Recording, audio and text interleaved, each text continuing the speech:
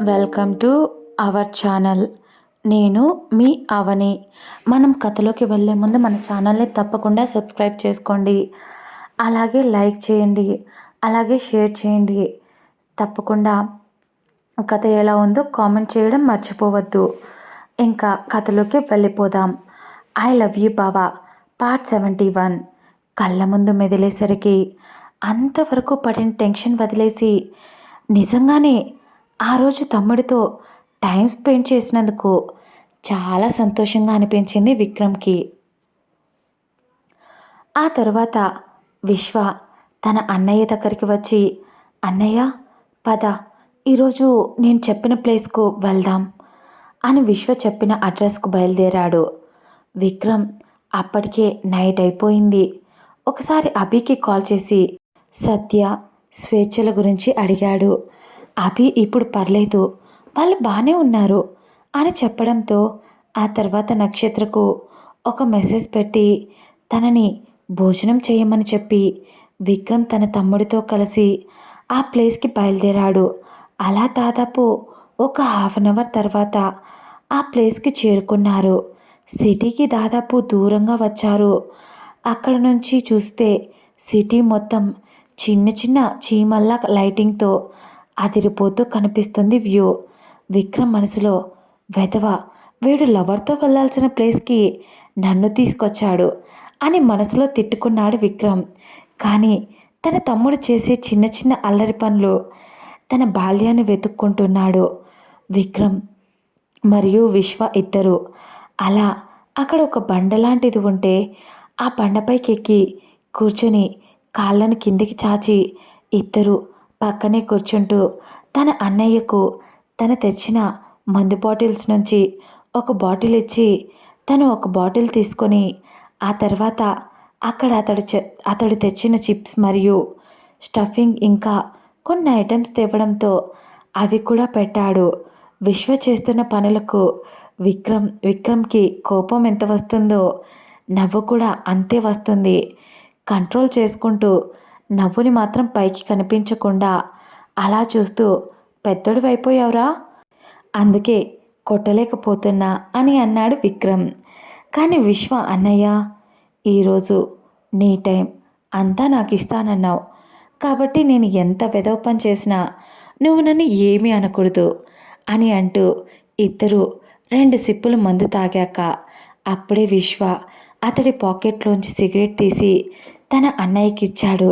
Cigarette వైపు విశ్వ వైపు మార్చి మార్చి చూస్తూ, ఏం కాదు ఒక్కసారికి అని విశ్వ అనేసరికి విక్రమ్కి కూడా ఎందుకో సిగరెట్ తాగాలి అని అనిపించింది. అందుకే తీసుకున్నాడు. ఆ తర్వాత విశ్వే దాన్ని వెలిగించి విక్రమ్ ఒక 2 పఫ్లు తాగి మళ్ళీ మూడో పఫ్ తాగేలోపు దాన్ని విశ్వ లాక్కుంటూ, మనం అప్పుడు కలిసి ఉంటే ఇలాగే నువ్వు తాగే సిగరెట్ని నేను లాక్కొని తాగేవాడినేమో కదా అంటూ విక్రమ్ తాగిన దాన్ని తీసుకొని తాగుతున్నాడు విశ్వ. అతడి తమ్ముడు పిచ్చి ప్రేమకు విక్రమ్ అలా చూస్తూ ఉండిపోయాడు. అసలు నేను మీకు ఏమిచ్చాన్రా, ఇంత ప్రేమ చూపిస్తున్నావు? తన అన్నయ్య బ్రతికి వస్తే కానీ పిల్లలు కనకూడదు అని అక్కడ నా చెల్లి అలాగే ఉండిపోయింది. ఇక్కడేమో నా తమ్ముడు నాతో చిన్నప్పుడు చేయలేని పనులన్నీ ఈ వయసులో తీర్చుకోవాలి అని ముచ్చటపడుతున్నాడు. దేవుడు మన తలరాతను ఎందుకు ఈ సంతోషాలను ఇవ్వలేకపోయాడు ముందే అని అనుకున్నాడు విక్రమ్. విశ్వవైపు చూస్తూ తన అన్నయ్య కళ్ళల్లో ప్రేమ చూస్తూ, అన్నయ్య నీకు గుర్తుందా, నేను అబ్రాడ్కి వెళ్ళే ముందు నువ్వు నేను ఇలాగే కలిసి మందు కొట్టాం. ఆ రోజు విడిపోవాల్సి వచ్చింది. కానీ ఈ నిమిషం తర్వాత నుంచి మనం మన తలరాతను మనమే రాసుకోవాలి. అన్నయ్య ఇక నుంచి నీకు దూరంగా మేము ఉండలేం అంటూ చిన్న పిల్లాడిలా తన అన్నయ్య భుజంపై తల పెట్టుకొని అప్పటికే విశ్వ కొంచెం ఎక్కేయడంతో బాటిల్ ఖాళీ చేశాడు విశ్వ. కాబట్టి విక్రమ్కి అర్థమయ్యింది. విశ్వ అని పిలిచేలోపు, సారీ అన్నయ్య, ఎప్పుడైనా దేనికైనా బాధ పెట్టుంటే అని అంటూ అతడికి తన అన్నయ్య ఒడిలో పడుకోవాలి అని అనిపిస్తూ ఉంటే అలాగే అతడి ఒడిలో పడుకొని కళ్ళు మూసుకున్నాడు విశ్వ. విశ్వ తాగాడు. తనకు కిక్కెక్కింది. కానీ అతడు ఎక్కువ ఏం తాగలేదు. జస్ట్ ఒక బాటిల్. అది తనకు నథింగ్. అందువల్లే ఇప్పుడు తన అన్నయ్యే విశ్వకు అమ్మ అనుకుని దాదాపు 2 గంటలు అలాగే మౌనంగా పడుకొని దూరంగా ఉన్న సిటీని చూస్తూ ఉన్నాడు. విక్రమ్ తనని ఒడిలో పడుకోబెట్టుకొని విశ్వ తల నిమురుతూ ఆ సమయాన్ని వాళ్ళిద్దరి మనసులో ముద్ర వేసుకుంటున్నారు. అప్పుడే వేరే చోట చుట్టూరా మంచు కొండలు, హిమాచల్ ప్రదేశ్కి చివరన మంచు కొండల మధ్యలో అది ఒక భవనం బయట నుంచి చూస్తే వాళ్ళకు అది కేవలం మంచు కొండ అని అనుకుంటారు. ఆ భవనం గురించి తెలుసుకోకుండా ఎవరు దాంట్లోకి వెళ్ళలేరు. చుట్టూరా ఫుల్ సెక్యూరిటీతో చాలా అందంగా ఉంటుంది. ఇంకా దానిలో లోపలికి వెళ్తే అక్కడ హాల్ కూడా చాలా పెద్దగా ఉంది. ఆ భవనంలోనే ఒక గది. దాంట్లో దాదాపు 5 మంది కూర్చొని ఉన్నారు. ఒక టేబుల్, దాని చుట్టూరా వీళ్ళు కూర్చొని ఉన్నారు. వాళ్ళలో ఒక లేడీ పర్సన్, ఇంకో ముగ్గురు మగవాళ్ళు, ఇంకొకరు చిత్రాంగద, ఆమె ఒక ట్రాన్స్జెండర్. వీళ్ళు అక్కడ కూర్చొని ఏదో ఆలోచిస్తున్నారు కోపంగా. ఆ మగవాళ్ళలో ఉన్న ఒకతను కోపంతో రగిలిపోతూ పైకి లేచి అతడి ఎదురుగా ఉన్న వాటర్ గ్లాస్ విసిరి కొడుతూ, ఇంకా ఎన్ని సంవత్సరాలు ఇలా బానిసలుగా పనిచేయాలి? మొదటి నుంచి వాళ్ళ కుటుంబమే ఆ ప్లేస్లో ఉంటూ వస్తుంది. మన వాళ్ళలో ఒక్కరు కూడా ఆ కుర్చీని టచ్ చేయలేకపోయారు.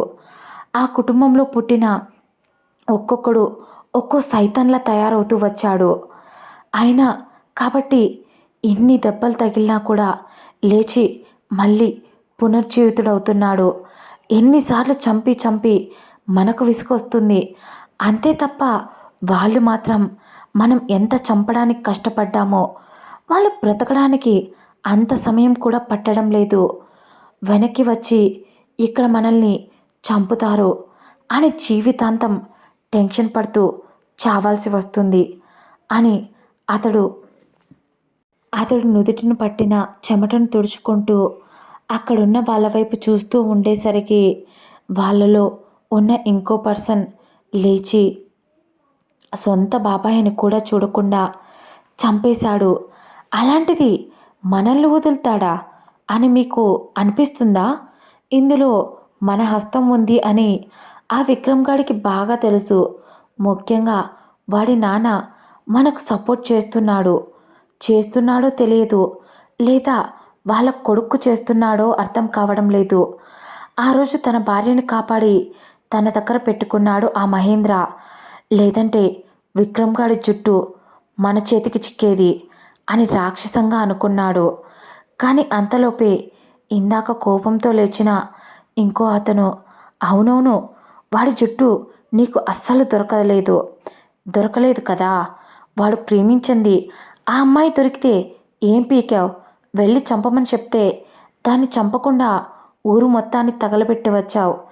నాకు తెలిసి అది చచ్చి ఉంటే వాడే సగం కృంగి కుషించిపోయేవాడు.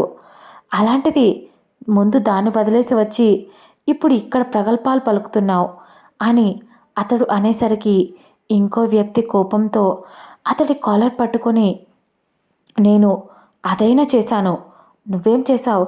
ఇక్కడ కూర్చొని ఆవేశపడ్డం తప్ప అని ఇద్దరు షర్ట్ కాలర్లు పట్టుకొని గొడవ పడడం స్టార్ట్ చేశారు. కానీ అప్పుడే ఆ రూమ్ డోర్ ఓపెన్ అయ్యింది. వాళ్ళు కొట్టుకుంటూ ఉన్నప్పుడే ఆ రూమ్ డోర్ నుంచి white shirt, black pant, black coat వేసుకొని ఒకతను సిగరెట్ పఫ్ పీలుస్తూ లోపలికి వస్తున్నాడు. అతన్ని చూస్తేనే చెప్పచ్చు అతని నుంచి వస్తున్న నెగిటివ్ వైబ్స్ అతడి మొహంలో క్లారిటీగా కనిపిస్తాయి. నడుచుకుంటూ వస్తున్న అతన్ని చూసిన మిగతా వాళ్ళు కొంచెం భయపడ్డారు. వీళ్ళు మాత్రం గొడవ పడుకోవడం వల్ల అతన్ని గమనించలేదు. ఇతడు వాళ్ళ ముందుకు వచ్చి గొడవ పడుతున్న వాళ్ళలో విక్రమ్ని చంపడానికి ట్రై చేసిన ఒకడు ఉండేసరికి వాడిని ఇతడి దగ్గర ఉన్న గన్తో కనీసం ఆలోచించకుండా టాప్ టాప్ అని వరుసగా ఒక 4 బుల్లెట్లను దించేశాడు వాడిలోకి. అంతే, అతడు నేలపై కూలపడ్డాడు. చచ్చిపోయిన అతడి శవం వైపు మిగతా అక్కడున్న వాళ్ళు భయంగా చూస్తూ ఉంటే వచ్చిన అతడు మాత్రం కనీసం ఆలోచించకుండా అతడి దగ్గరికి వెళ్ళి అతడి కోపం తగ్గక కాలితో చచ్చిన శవాన్ని తంతూ, వీడిని ఎన్నిసార్లు చంపినా నాకు కోపం కంట్రోల్ కావట్లేదు అని అంటూ అతడు ఓపిక అయిపోయేంత వరకు కొడుతూనే ఉన్నాడు. అతడు చూడటానికి మధ్య వయసు వ్యక్తిలా ఉన్నాడు. కానీ ఒంట్లో బాగా జిమ్ చేయడం వల్ల, పైగా అతని హైట్ కూడా 6.4, అతడు బాడీ కూడా అంత వయసైనా కూడా అస్సలు మధ్య వయసు వ్యక్తిలా అస్సలు కనిపించడం లేదు. కసి తీరా కొడుతున్న అతని దగ్గరికి అందులో ఉన్న చిత్రాంగద అతని చెయ్యి పట్టుకొని ఆపి, ఆగు, వీరా ఆగు అంటూ కోపాన్ని కంట్రోల్ చేసుకోమని చెప్పింది. అప్పటిదాకా బుసలు కొడుతున్న తాచుపాములా ఎగిరెగిరి పడ్డవాడల్లా, ఏం చేయమంటావు చిత్రాంగద? ఇక్కడున్న వాళ్ళంతా చేతకాని దత్తమ్మలు. ఈ వెదల్ని నమ్ముకొని నేను ఎంత ప్లాన్ చేశానో, అయినా ఒక్కడు కూడా ఒక్క పని అన్నా సరిగ్గా చేశాడా? ఎంత గ్రౌండ్ వర్క్ చేసి నేను ఎంతమందిని మేనేజ్ చేసి ఇది చేయించాను. అలాంటిది ఒక్కొక్కడు తిని పొట్టల్లో పెంచాడే తప్ప వాళ్ళ మెదడులో ఉండే గుజ్జును మాత్రం బయటికి తీశారా వెధవలు అని అంటూ మిగతా వారి వైపు కూడా ఎర్రబడిన కళ్ళతో చూశాడు వీరా. అతడి చూపుకి అక్కడున్న వాళ్ళు భయపడిపోయారు. కానీ వీరా కోపాన్ని కంట్రోల్ చేయడానికి చిత్రాంగద వీరాని, నీ తెలివికి ఇప్పుడైనా పదును పెట్టచ్చు. ఇంకా మించిపోయింది ఏమీ లేదు. ఇప్పుడు ఆ విక్రమ్ చుట్టూ తన వాళ్ళతో మళ్ళీ ఒక ఫ్యామిలీని సృష్టించుకున్నాడు. వాడిని నాశనం చేయాలంటే ఇది చాలా కరెక్ట్ టైం. పైగా ఈసారి వాడి వీక్నెస్ అయిన వాడి మరదలతో వాడు ఇంకా డీప్గా ప్రేమలో పడిపోయాడు. అలాంటిది వాడిని పట్టుకోవడం ఇప్పుడు ఇంకా ఈజీ అని చిత్రాంగద పొగరుగా సమాధానం ఇచ్చింది. కానీ వీరా ఆమె వైపు విచిత్రమైన చూపు చూసి, ఏం మాట్లాడుతున్నావు? అక్కడున్నది మామూలు వ్యక్తి అనుకున్నావా? వాడి గురించి నీకు తెలియంది తెలియదు. ఏమీ లేని ఒక చిన్న పిల్లబచ్చ. ఆ సమయంలోనే వాడికంటూ ఓన్ ఐడెంటిటీ కోసం రాత్రి పగలు కష్టపడ్డాడు. మొదట వాడి బాబు వాడి గురించి మనకు తెలియకుండా హెల్ప్ చేసి ఉండొచ్చు. కంపెనీ స్థాపించడానికి అందులో డబ్బులు వేరే వాళ్ళ ద్వారా ఇన్వెస్ట్ చేయించవచ్చు. కానీ వాడు ఒక్కదానితో వదిలేయలేదు. దాదాపు ప్రతి ఒక్క కంట్రీలో ఒక బిజినెస్ని స్టార్ట్ చేశాడు. అంచెలంచెలుగా ఎదుగుతూ వచ్చాడు. వాడికంటూ ఒక సైన్యాన్ని ఏర్పాటు చేసుకున్నాడు. వాడు అంత చిన్న వయసులోనే ఎంత జాగ్రత్త పడ్డాడు అంటే, దాదాపు వాడి తండ్రి మన దగ్గరికి వచ్చినప్పటి నుంచి, వాడికి 12-13 సంవత్సరాలు ఉన్నప్పటి నుంచి నేను వాడిని వెతుకుతూనే ఉన్నాను. కానీ వాడి గురించి నాకు తెలియలేదు. దాదాపు 20 సంవత్సరాలు వెతికాను. 20 సంవత్సరాలు నిద్రలేని రాత్రులు ఎన్నో, తిండి లేని పగలు ఎన్నో. పిచ్చోడినైపోయాను. వాడు ఎంత తెలివైన వాడు కాకపోతే, ఒక మనిషి ఉన్నా ఆ మనిషి లేనట్టు ఐడెంటిటీని సృష్టించగలిగాడు. అంత చిన్న వయసులో వాడి చెల్లెలు ఒక్కటే ఉంది అన్నట్టు క్రియేట్ చేసి, వాడి తమ్ముడిని కనీసం మన గాలి కూడా సోకనంత దూరంగా వాడు ఉంచగలిగాడు. ఎంత తెలివైన వాడిని అంత ఈజీగా ఇప్పుడు పట్టుకోగలమంటావా? ఆ తర్వాత అభి ఫాదర్ కూడా లోపలికి వెళ్ళిపోవడంతో అక్కడి నుంచి అందరూ వెళ్ళిపోయారు. వెళ్ళిపోయే ముందు అందులో ఉన్న కొంతమంది ఎవరికో మెసేజ్ చేసి అక్కడికి ఇలా జరిగింది అని కొంచెం భయపడుతూ వణుకుతున్న చేతులతో మెసేజ్ చేశారు. అటువైపున ఆ మెసేజ్ చూసిన వీర కోపంగా, రే విక్రమ్, నీ బాబంటే నీకు ఇష్టం లేదు అని నాకు తెలుసు. కానీ నీ బాబుకు నువ్వంటే చచ్చేంత ఇష్టం. అందుకే కొడుక్కి ఏమవుతుందో అని బాధపడుతున్నాడు. నిన్ను చంపి నీ తండ్రి అది చూసి వాడంతకు వాడే గుండాకి చచ్చేలా చెయ్యకపోతే నా పేరు వీరానే కాదు అనుకుంటూ కోపంగా ఏదో ఆలోచిస్తూ ఉన్నాడు వీర.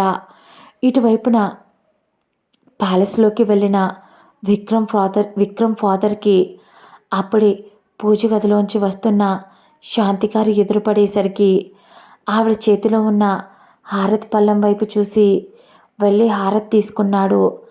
ఆవిడ మహేంద్ర గారు హారతి తీసుకోగానే అక్కడే ఉన్న పని వాళ్ళందరికీ హారతి ఇచ్చి ఆ తర్వాత పూజ గదిలోకి వెళ్ళి మళ్ళీ దండం పెట్టుకొని ఆవిడ పిల్లల గురించి మొక్కుకొని, నా పిల్లల్ని చూసి చాలా రోజులైపోయింది, మళ్ళీ నా బిడ్డల్ని నా దగ్గరికి చేర్చు స్వామి అని ఆవిడ మనసులో బాధపడుతూ ఉంటే మహేంద్ర గారు ఆవిడ వైపు చూసి ఆవిడ బాధను దగ్గరకు వెళ్ళి ఆవిడ కంట్లో కన్నీళ్లను తుడవాలి అని అనుకున్నారు.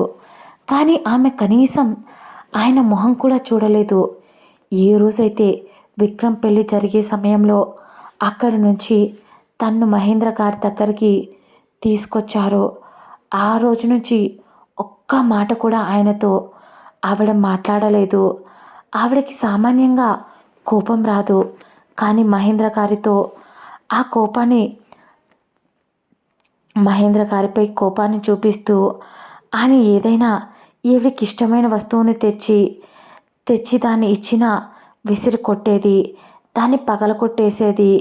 కానీ ఆయనకు తెలుసు ఆవిడ ఎంత బాధను అనుభవించిందో అంతకు రెట్టింపు ఇక్కడ ఈయన కూడా అనుభవించారు. ఎంతైనా ప్రేమించి పెళ్లి చేసుకున్నారు. కష్టాల్లో సుఖాల్లో ఒకరికి ఒకరు తోడుగా ఉంటామని ప్రాణం చేసుకున్నారు. అలాంటిది ప్రమాణం చేసుకున్నారు.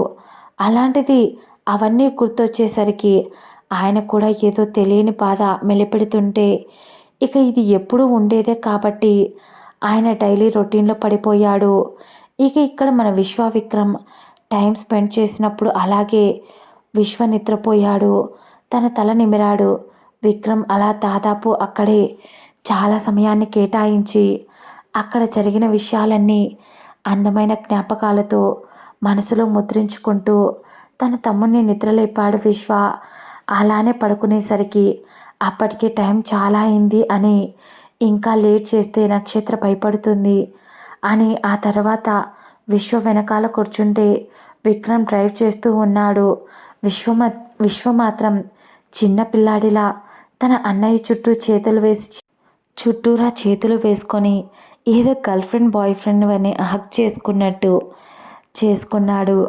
అలాగే తన అన్నయ్య భుజంపై పడుకున్నాడు.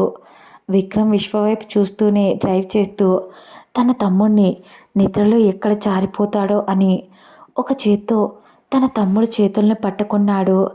ఆ తర్వాత విశ్వ మెల్లగా పిలిచేసరికి ఆ అన్నయ్య అంటూ నిద్ర వస్తున్న గొంతుతో పలికేసరికి విక్రమ్, విశ్వ, నువ్వు ఇక నుంచి నా దగ్గరే ఉండరా, మనం కలిసే ఉందాం అని అడిగాడు విక్రమ్. ఆ ఒక్క మాటతో విశ్వ ఏం మాట్లాడకుండా సరే అన్నయ్య అని అలాగే నిద్రపోయాడు.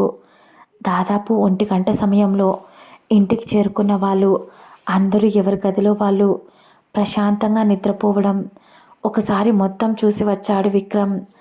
నక్షత్ర, స్వేచ్ఛ వాళ్ళ రూమ్లో తనకి జ్వరంగా ఉంది కాబట్టి తనకు తోడుగా పడుకుంది.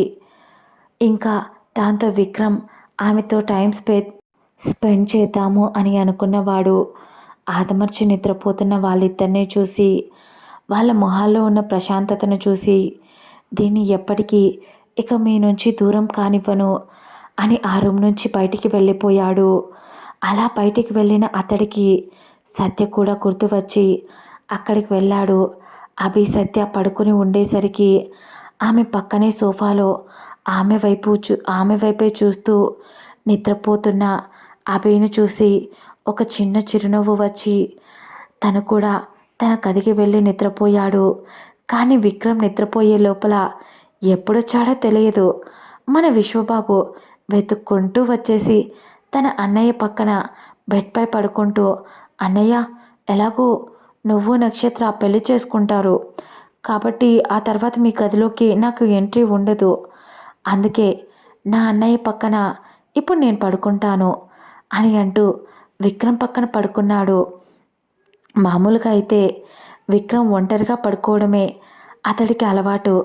కానీ విశ్వ చేసే ప్రతి ఒక్క పనిలో విక్రమ్కి ప్రేమ కనిపిస్తూ ఉంటే సైలెంట్ అయిపోయాడు విక్రమ్.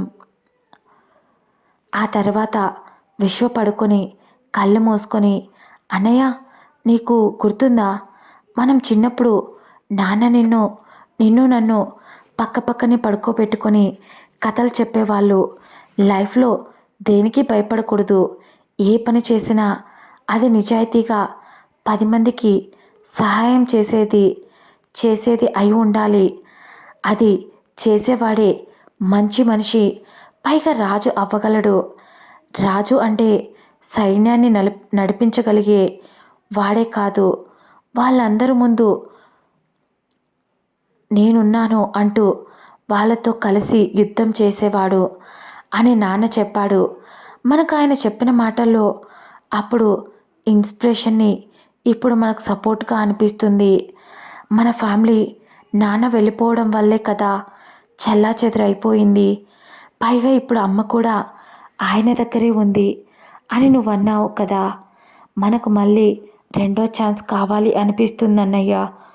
లైఫ్లో నీతో ఈరోజు గడిపిన జ్ఞాపకాలు, నాన్నతో చిన్నప్పుడు చేసిన అల్లరి పనులు, అమ్మని సతాయించడం, రియాని కొట్టడం, నీకు భయపడినా నీ దగ్గర ఉండే కంఫర్ట్ వల్ల నీ చెయ్యి పట్టుకొని తిరగడం, ఇలాంటివి నార్మల్ ఫ్యామిలీ లాగే నాకు కూడా కావాలి. నాకు ఏ మాఫియా, ఏ డీలింగ్స్ ఏవీ నాకొద్దు అని చిన్నపిల్లాడు చెప్తున్నట్టు చెప్తూ అలాగే నిద్రపోయాడు విశ్వ. ఇక వాడి మరదల గురించి చెప్తున్నా కదా, ఒకప్పుడు అది వాడి బలహీనత అయి ఉండొచ్చు. కానీ ఇప్పుడు ఆమె అతడి బలం కూడా. ఎన్నో రోజులు విడిపోయి కలిసిన వాళ్ళు మళ్ళీ కష్టాలు వచ్చి కలిసి ఉండగలం అని అనుకుని దేనికైనా తెగించగల సత్తా ఉన్నవాళ్ళు. అలాంటి వాళ్ళ గురించి మనం ఆలోచించడం చాలా తప్పు. ఆ మాట అంటున్నప్పుడు అతడి మొహంలో ఒక ఈవిల్ స్మైల్ వచ్చింది. అతడు అలా స్మైల్ ఇచ్చాడు అంటే ఏదో కుతంత్రాన్ని దారి తీస్తున్నాడు అని అర్థం. అదే సమయంలో లాస్ ఏంజల్స్లో ఒక ఇంద్రభవనం లాంటి ప్యాలెస్ చుట్టూరా సెక్యూరిటీతో, చాలా కట్టుదిట్టమైన ప్రహరీ గోడతో, బయట పెద్ద పెద్ద విఐపీలు అక్కడ కూర్చొని ఎవరి కోసమో వెయిట్ చేస్తూ ఉన్నారు. దాదాపు కొన్ని దేశాల ప్రైమ్ మినిస్టర్లు అని ఇంకా హై ఎండ్ పొజిషన్లో ఉన్నవాళ్ళు, చాలా వరకు బిజినెస్ చేసేవాళ్ళు ఆ రోజు అక్కడే ఉన్నారు. ఒక దేశం ప్రైమ్ మినిస్టర్, ఆయన కొంచెం టెన్షన్గా, ఇప్పటికే సమయం చాలా అయ్యింది, ఈరోజు సార్ ఇంకా బయటికి రాలేదు అంటే ఏదో మనకు మూడింది, అందుకే ఇంత లేట్ అయినా ఆయన మన మీద కోపంతో బయటికి రాలేదు అని ఒక్కొక్కరు నుదుటిన చెమటలు కారిపోతున్నాయి. అక్కడున్న ప్రైమ్ మినిస్టర్లందరికీ వాళ్ళ పిఏలు ఆశ్చర్యంగా, వీళ్ళు దేశాలకు ప్రైమ్ మినిస్టర్స్, అలాంటి వాళ్ళను కూడా భయపెట్టే పవర్ ఈ వంశానికి మాత్రమే సాధ్యం అనుకుంటూ ఉన్నారు. అప్పుడే ఒక మధ్య వయసు ఉన్న వ్యక్తి ఆ ఇంద్రభవనం లాంటి ప్యాలెస్లోంచి రాయల్గా ఎంట్రీ ఇచ్చాడు. బ్లాక్ సూట్ వేసుకొని, బ్లాక్ షూస్తో. అంత వయసు ఉన్నా కూడా అతడి మొహంలో స్పార్క్ కొట్టొచ్చినట్టు కనిపిస్తుంది. అతడు రాగానే అందరూ లేచి నిల్చొని, కొందరు సాబ్ అని పిలుస్తుంటే, ఇంకొందరు సార్ అని పిలుస్తుంటే, ఇంకొందరు ఒక్కొక్క రకంగా పిలుస్తూ బాయ్ అని కొందరు పిలుస్తూ ఉంటే అక్కడ ఒక పెద్ద సింహాసనం వాళ్ళ ముందు వేసి ఉంది. దానిపై అతడు నడుస్తూ అతడు నడుస్తూ ఉంటేనే అర్థమైపోతుంది. అతడి నడకలో గాంభీర్యం, అతడి మొహంలో రాజసం, అతడి నడకలో ఒక పొగరు, అతడు పీలుస్తున్న ఊపిరి అక్కడ వాళ్ళకు ఒక వరంగా అనుకునేంత అతనిపై చూస్తూ ఉన్నారు. అతడి వైపు చూస్తూ ఉన్నారు అక్కడి వాళ్ళంతా. అతడు ఆ సింహాసనం దగ్గరికి వెళ్ళి ఆ సింహాసనం పక్కన ఒక బంగారు శిలాఫలకం పెట్టి ఉండడంతో దాని దగ్గరకు వెళ్ళి దానికి నమస్కరించి అతడు వచ్చి చైర్లో కూర్చోగానే అతడి దగ్గరికి పిఏ వచ్చి సార్ అని ఒక ఫైల్ ఇచ్చాడు. ఆ ఫైల్ చూసుకుంటూ అక్కడ ఉన్న ఒక్కొక్క ప్రైమ్ మినిస్టర్ని పిలిచి మాట్లాడుతూ చాలా సీరియస్గా వాళ్ళ కంట్రీలో జరిగే మెయిన్ సమస్యల గురించి అన్నిటి గురించి మాట్లాడుతూ ఏది ఎలా చెయ్యాలో అని అతడి దగ్గర వాళ్ళు అడుగుతూ ఉంటే అతడు ఒక్కొక్క దానికి చెప్పిన సమాధానాన్ని వీళ్ళు అమలు చేయడానికి అన్నీ చాలా జాగ్రత్తగా వింటూ ఉన్నారు. అతడు అంతమందికి వచ్చిన ఒక్కొక్కరికి పక్కకు వెళ్ళిన తర్వాత అతడి దగ్గరికి వచ్చి మాట్లాడి వెళ్ళిన వాళ్లకు ఆ తర్వాత చెమటతో బాడీ మొత్తం తడిచిపోయి స్పృహ తప్పి పడిపోయేలా ఉన్నారు భయంతో. అతడి కళ్ళల్లో ఉన్న కోపం వాళ్ళకు స్పష్టంగా తెలుస్తుంది. దాదాపు 3 గంటలు సాగిన మీటింగ్. ఆ తర్వాత అతడు లేచి అతడి ప్యాలెస్లోకి వెనుతిరిగాడు. వెళ్లే ముందు ఏదో గుర్తు వచ్చి ఆగి వాళ్ళ వైపు చూసేసరికి అప్పటిదాకా ఊపిరి పీల్చుకున్న వాళ్ళు మళ్ళీ ఉలిక్కిపడి అతడి వైపు చూశారు. అతడి బేస్ వాయిస్తో నాకు తెలుసు ఇక్కడున్న కొందరు వీరాకి సహాయం చేస్తున్నారని. నా వంశానికి హాని కలిగించి ఈ కుర్చీలో కూర్చొని ఎంత దమ్ము ధైర్యం ఎవరికుందో నాకు తెలుసు. కానీ అక్కడున్నది నా కొడుకు విక్రమ్ కృష్ణ, ది గ్రేట్ మహేంద్ర కంగువా కొడుకు. తెలుసు కదా, నా కొడుకు అంటేనే ఒక రాక్షసుడు. అలాంటి వాడితో పెట్టుకునేంత ధైర్యం చేయాలి అంటే వాడికి ఈ భూమి మీద ఆశలు వదిలేసి ఉండాలి.